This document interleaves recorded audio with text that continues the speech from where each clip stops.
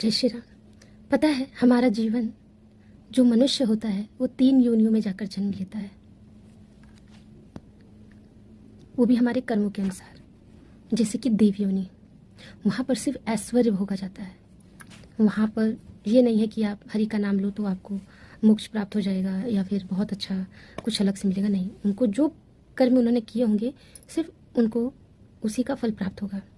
उसके बाद आता है मनुष्य योनि। मनुष्य योनि क्या है कि व्यक्ति कर्म करता है, बुरे कर्म मिटाता है और अच्छे कर्म बनाता है। फिर आती है पशु योनि। पशु योनि सिर्फ और सिर्फ भोगने के लिए होती है। किसी पशु को खा भी लेता है तो उसका बुरा कर्म नहीं बनता है। क्यों? क्योंकि उनको सिर्फ और सिर्फ भोगने के लिए ही वहाँ छोड़ा गया है। तो एक मानव जीवन ही ऐसा है कि हम बहुत आगे तक का सोच सकते हैं, बहुत अच्छे लेवल पे कार्य कर सकते हैं और आगे का भी हम अपने लिए व्यवस्था कर सकते हैं।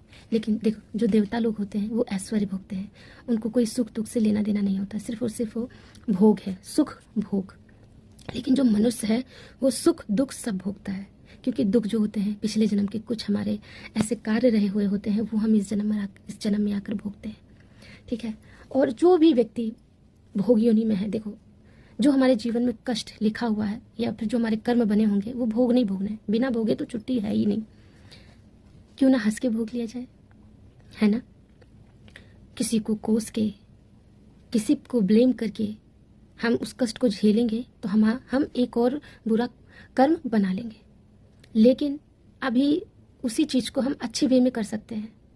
सपोज दैट मेरा पैर कट गया, ठीक है, और मैं चलने फिरने में असमर्थ हूँ, लेकिन फिर भी मुझे अपने आप को, जो मेरी सांसें चल रही हैं, इसके लिए धन्यवाद करना चाहिए, उसके लिए ग्रेटिट्यूड करना चाहिए कि ईश्वर ने मुझे इस योग्य समझा कि मैं सांस ले सकती हूँ, ईश्वर का नाम ले सकती हूँ, मेरे साथ जो मेरे रिश्ते हैं मैं उनको महसूस कर सकती हूँ, उनके साथ खुश रह सकती हूँ मैं। तो हमें अपनी चीज़ों को जो मिली हुई है उनका धन्यवाद करना चाहिए। क्यों? क्योंकि एक मनुष्य जीवन ही ऐसा है कि कुछ भी कर सकता है, अच्छा बुरा सब, और बहुत लोग इसे नष्ट करने के लिए सोचते हैं। तो अपने जीवन को नष्ट ना करें। पशु योनि कैसी है? देखो, उनको तो अपना कर्म भोग नहीं भोगना है। उनको प्यास लगेगी तो किसी से कह नहीं सकते कि मुझे प्यास लगी है।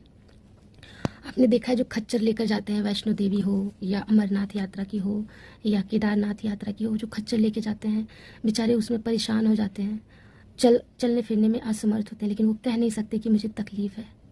हाँ देखो, ऐसा वो क्यों झेलते हैं आपको पता है?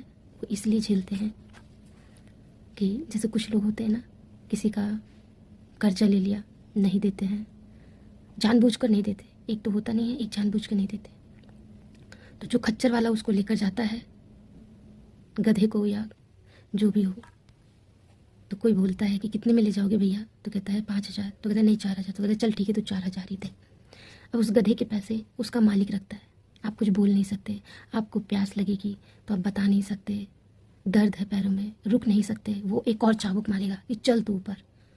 तो कर्म करने से, बुरे कर्म करने से हर चीज़ का दंड है, हर एक चीज़ का है। आपने किसी के साथ बेईमानी की है तो उसका भी दंड है, चोरी की है तो भी दंड है, किसी के कर्जदार हैं और उसको नहीं चुकाया है तो अगले जन्म में चुकाना पड़ेगा। तो ये सारी चीज़ें होती हैं और हमें समझना बहुत ज़रूरी है। इसीलिए कहते हैं ना कि व्यक्ति को अपना हृदय ना अच्छा रखना चाहिए। उसको किसी को देख के पीड़ा हो रही है तो आपके अंदर इंसानियत है। जीवन बहुत अनमोल है, इसको, ये ईश्वर का दिया हुआ वरदान है, इसको बहुत सहेज के रखें और अच्छे कर्म करें। किसी का हृदय ना दुखाएं। आप हृदय दुखाएंगे तो आपका भी दुखेगा। विचार कीजिएगा मेरे विचार पर। जय श्री राम। बहुत बहुत आभार।